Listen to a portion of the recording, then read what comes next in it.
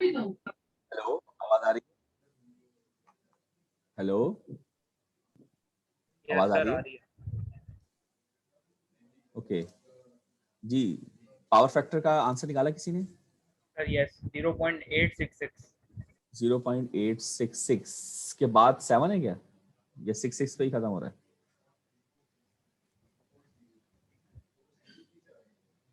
जी जैन, 0.866 पे खत्म हो रहा है? सर एक मिनट, आंसर हटा दिया, देखना पड़ेगा दोबारा। चले मैं जब तक शेयर करता हूँ। ओके जी, साउंड चेक कर लीजिएगा, आ रहा है? सर -2.7। जी, साउंड आ रहा है? जी सर। बिल्कुल ठीक, -2.7 एम्पियर यार, पूरा बोला करो। Yes sir. बिल्कुल ठीक। चले अब मैं सोल्यूशन दिखा देता हूँ, जिनसे नहीं हो रहा वो सोल्यूशन देख ले। ये सोल्यूशन है इसका, इतना सा सोल्यूशन है यार, ये चेक कर ले। जी बच्चों, देखो 18 बैच सॉल्यूशन देख लो। जिसने सॉल्व कर लिया वो टैली कर ले, कंपेयर कर ले। बाकी लोग जिनसे नहीं हो सका वो देख लें। कुछ प्रॉब्लम है तो बताइए।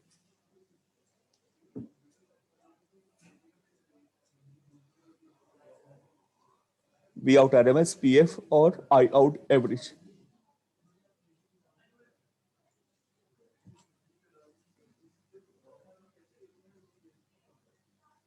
यस सर, यही आ रहा है।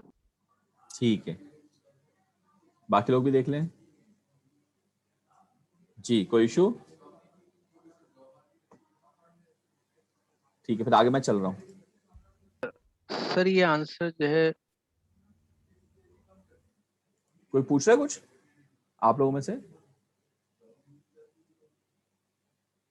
भाई 18 कुछ पूछ रहे हैं आप लोग? नहीं सर।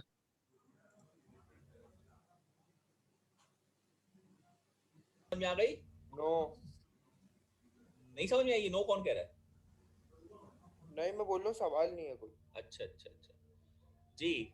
तलहा तारिक, ओ तारिक कह रहा हूँ, तलहा कादिर कंट्रोलर। यार ये थोड़ा बड़ा टॉपिक है और इसमें एक दो चीजें और भी हैं। इसके बाद साइक्लो है, तो आप बताएं इसको करवाऊं या स्किप कर दूं? साइक्लो पे डायरेक्ट चल। साइक्लो कन्वर्टर का फंक्शन लिखिए कि cycloconverter is a power भी क्या किया था? Unidirectional phase angle control. यहां तक हमने कर लिया, ठीक है, ये सब कुछ आएगा। अब आप हेडिंग दीजिए साइक्लो कन्वर्टर्स। लिख लिया हेडिंग? साइक्लो कन्वर्टर का फंक्शन लिखिए।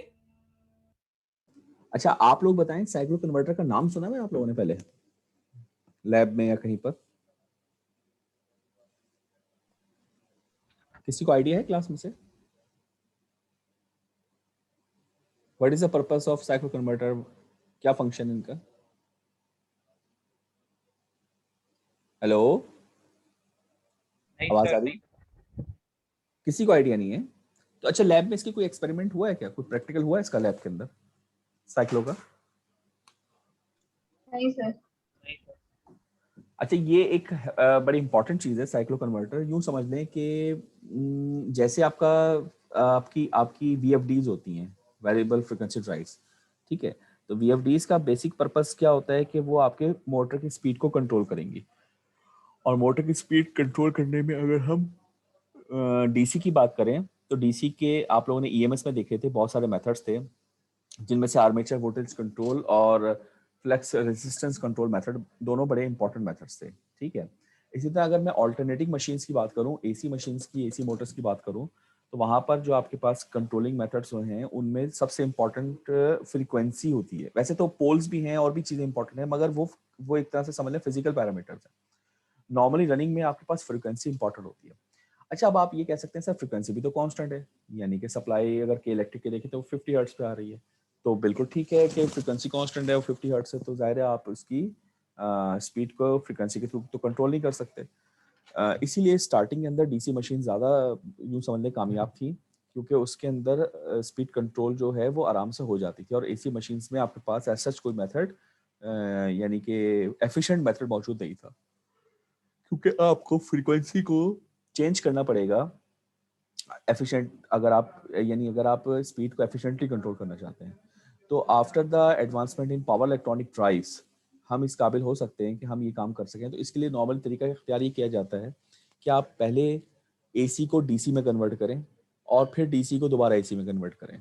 तो इससे फ़ायदा आपको ये मिलेगा कि जब आप डीसी को दोबारा एसी में थ्रू इन्वर्टर आप कन्वर्ट करते हैं तो आप अपनी मर्जी की फ्रिक्वेंसी को हासिल कर सकते हैं, अपने मर्जी के वोल्टेज को भी हासिल कर सकते हैं। तो इस तरीके से आप मोटर की एसी यानी मशीन की स्पीड को आप कंट्रोल कर सकते हैं। तो ये एक बुनियादी कॉन्सेप्ट है, ठीक है। तो उसके लिए हम क्या करेंगे कि हम एसी को डीसी में कन्वर्ट करेंगे, डीसी को दोबारा एसी में कन्वर्ट कर देंगे। एक तरकीब ये हो सकती है। दूसरी तरकीब हमारी एक साइक्लो कन्वर्टर के थ्रू भी ये काम हो सकता है। तो ये डबल कन्वर्जन मेथड के बजाय हम सिंगली भी हम इसको कन्वर्ट कर सकते हैं, फ्रीक्वेंसी को वेरी करवा सकते हैं। तो ये एक समझ लें कि बहुत सारे इसके फंक्शंस में से एक इम्पॉर्टेंट फंक्शन ये भी है जो कि हमारे कोर्स से रिलेट करता है। ठीक है, यहाँ तक बात समझ में आई? जी, यहाँ तक क्लियर हुई बात कुछ? Hello, yes sir. ओके, मैं इसको ऑन करता हूँ। कि cyclo converter is a power electronic converter which function ये मतलब जो चीज लिखवा रहा हूँ मैं, इसको लिख लें, आप लोग भी लिख लें, डेफिनेशन है ये। converter का फंक्शन लिखिए कि cyclo converter is a power electronic converter which function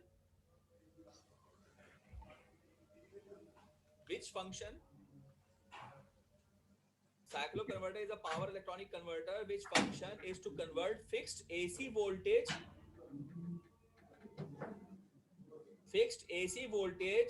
into variable AC with variable frequency with variable AC voltage with variable frequency. Sir fixed AC के बाद बता दें। convert fixed AC voltage, यही लिखा है ना, is to convert ji ji ji fixed AC voltage into variable AC voltage with variable frequency.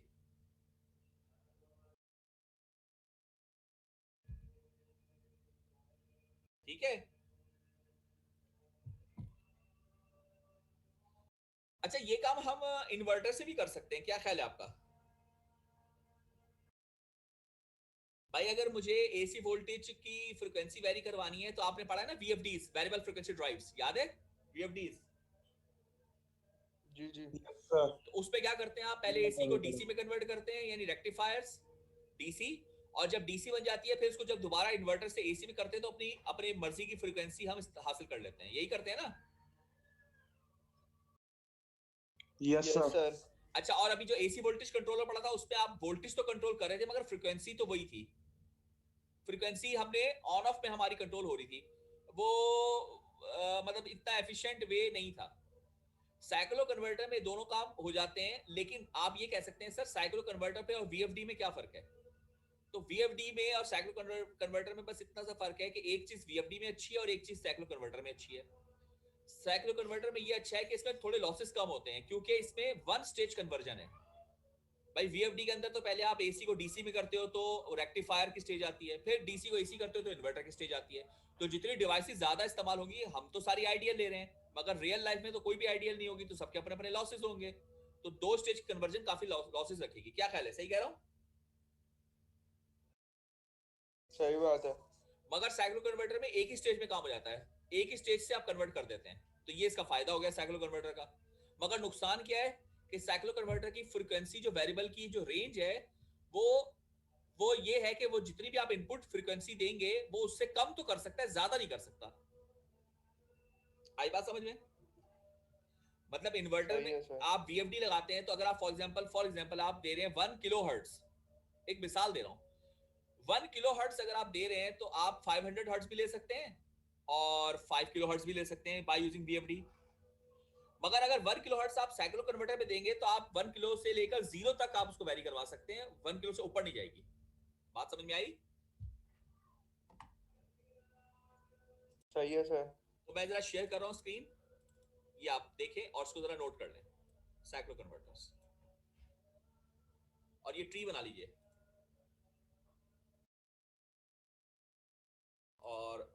Circuit भी। ये सर्किट दिख रहा है आपको पूरा या नहीं दिख रहा? आप दिख रहा है? जी सर दिख रहा है। ड्रॉ करें जल्दी से, मैं टाइम दे रहा हूँ, जल्दी से ड्रॉ करें, 2 मिनट है।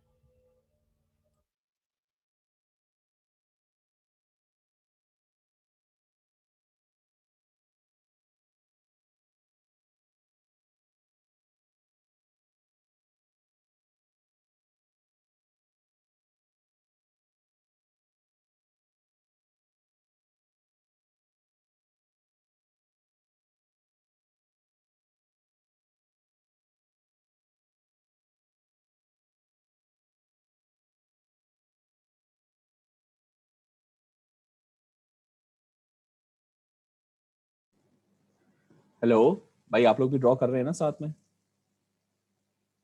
सर ये डायग्राम ड्रॉ करनी है। हाँ हाँ।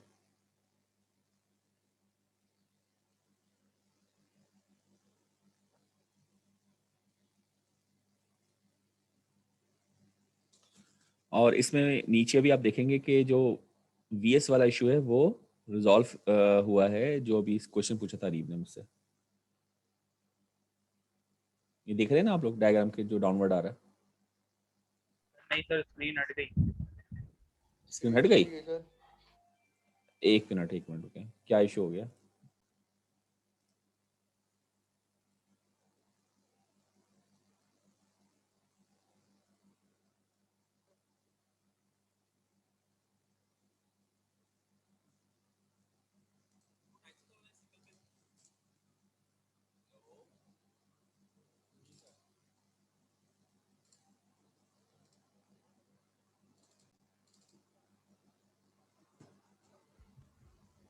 जी अब दिख रही है? जी सर। आ रही है आप लोगों को? यस सर, draw करने आवाज आ रही होगी। अच्छा ठीक है, मुझे नहीं आ रही थी, ठीक है। अच्छा भाई देखें, ये बड़ा आसान सा सर्किट है। देखें ये सिंगल फेज और 3 फेज दो टाइप से, तो मैंने सिंगल फेज ड्रॉ किया अभी। आप जरा इसको गौर करें, ये आपको वैसे समझ में आ जाएगा कि ये आपने इनपुट दिया हुआ है सप्लाई वोल्टेज और यानी एसी वोल्टेज। ये वाला सर्किट आपको अगर याद होगा तो रेक्टिफायर का सर्किट था, याद करो, जल्दी से याद करो, रेक्टिफायर का था कि नहीं था? Single phase rectifier, yes sir, rectifier का था। फुली कंट्रोल्ड वाला, याद है? फुली कंट्रोल्ड, हाँ। और ये भी फुली कंट्रोल्ड फुल का ही वेव है, बस उल्टा रेक्टिफायर। करके लगा दिया है, चेक करें। Yes sir. तो इसको हम कहते हैं P कन्वर्टर, इसको हम कहते हैं N कन्वर्टर, और ये आपका लोड है। अब देखो होगा क्या, आइडिया समझो बेसिक। होगा ये कि जब ये चीज चल रही होगी, ये कैसे चलेगी? अल्फा पे डिपेंड करता है, अल्फा P, और इसका अल्फा N है। जब मैं अल्फा P दूंगा तो जो साइनसॉइडल आ रहा होगा उसका सिर्फ पॉजिटिव साइकिल जाएगा, नेगेटिव नहीं जाएगा।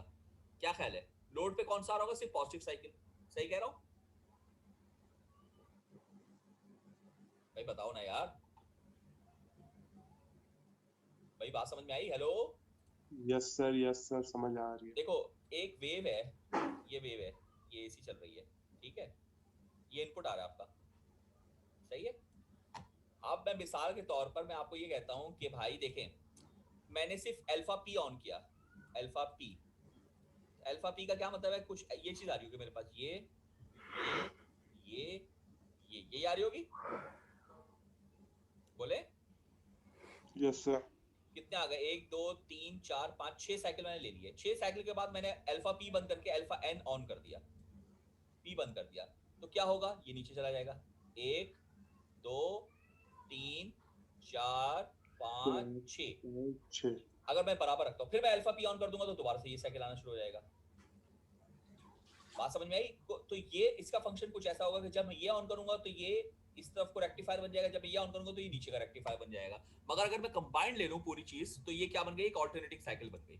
ये पूरी क्या बन जाएगी? एक ऑल्टरनेटिंग साइकिल बन जाएगी, ठीक है जी। तो अब जरा इसको देखते हैं कैसे किया है। देखो ये तो सिंपल लिखा है कि VS बराबर होता है VM sin ओमेगा t, जो कि, और RMS किसके बराबर होता है? Maximum upon √2। तो मैक्सिमम की वैल्यू क्या है? √2 इंटू RMS। तो ये हमने यहाँ सब्स्टिट्यूट कर दिया कि सप्लाई वोल्टेज बराबर है √2 times RMS VS into sin omega t, यानी ये VM ही लिखा है बेसिकली, VM इसके जी ये बात समझ में आई? अरीब जो आप क्वेश्चन पूछ रहे थे, वही चीज लिखी हुई है कि VS बराबर है VM sin ओमेगा t के, और VM होता है √2 VS, या यूं कह लें कि RMS होता है Vm/√2, एक ही बात है। अगर मैं इसको यहाँ सब्स्टिट्यूट कर दूं तो ये बन गया। तो असल में VS जो है वो RMS दिया है, क्योंकि आपको न्यूमेरिकल RMS वोल्टेज में दिए जाएंगे। ठीक है, यहाँ तक क्लियर है बात? हेलो? जी यस सर। सर।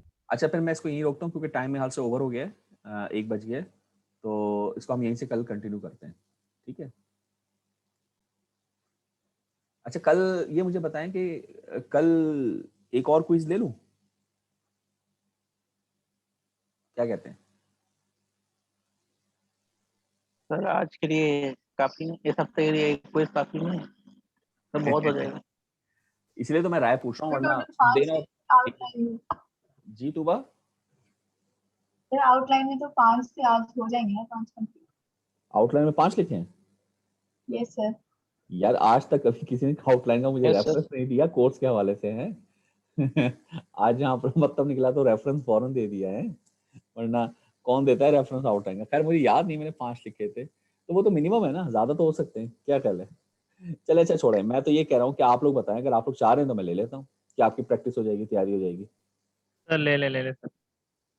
कासिम कह रहा है बेचारा। सर नेक्स्ट वीक में मेरा मिस हो गया था। जी अरीफ क्या कह रहे हैं? नेक्स्ट वीक में? सर ट्यूटोरियल के बाद, हाँ ट्यूटोरियल के बाद रखते हैं तो चलो ठीक है, एक सम अप इस हो वीक जाएगा। में मतलब आप लोग कह रहे हो बिजी बिजी होंगे ज्यादा, इस वजह से प्रॉब्लम होगी ना। ठीक है ठीक है, चले नेक्स्ट वीक में देख लेते हैं। पहले CP भी तो है ना आपका, इंपॉर्टेंट है CP भी। अच्छा, असाइनमेंट मैंने आपको दिया हुआ है ना, वो उसकी सबमिशन डेट कब है आपके इन्वर्टर वाले असाइनमेंट की? सर वो भी सर 27 है सर। हाँ 27 कब है? जुमेरात। ठीक है, चले चले फिर कोई रहने देते हैं, बस आप यही काम कर लें। ठीक है, तो किसी एक बच्चे की अटेंडेंस आएगी तो बता दे। अली हसनैन एब्सेंट थे, और कौन बोला? सर नबीहा 18 के 037। अरे ठीक है, नबिया एक ही नबिया उस क्लास में, 18 तो बच्चे हैं, उसमें आईडी भी बता रही हो। और कौन अली है? अली हसनैन या नहीं है? अली का मुझे एक दफा नाम दिखा था, नहीं है अली? सर आया था क्लास में। आया था? सर आया था फिर चला गया है, आया था फिर। चले मैं उसकी भी अटेंडेंस प्रेजेंट लगा देता हूँ। ठीक है, तो आज सारे प्रेजेंट है। चलिए ठीक है, फिर कल इंशाल्लाह मिलते हैं। ओके, अल्लाह हाफिज।